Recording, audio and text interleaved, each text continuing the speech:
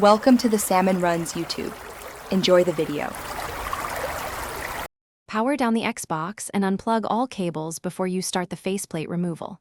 Place the console on a soft, static-free surface to protect finishes and components.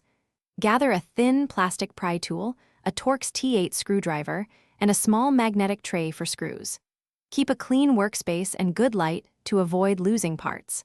Wear an anti-static wrist strap if you have one for extra protection. Confirm you will not need any forceful pulling or heated tools for the standard faceplate swap.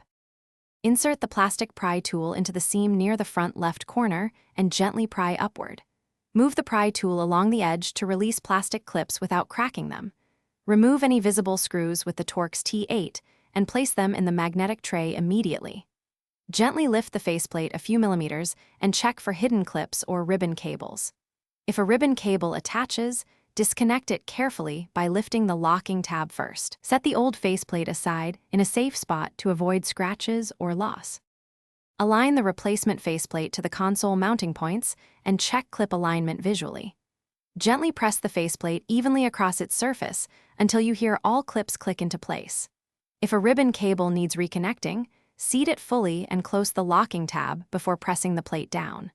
Replace any removed screws with the Torx T8 and tighten them gently to avoid stripping. Reconnect power and other cables and power on the Xbox to confirm normal operation.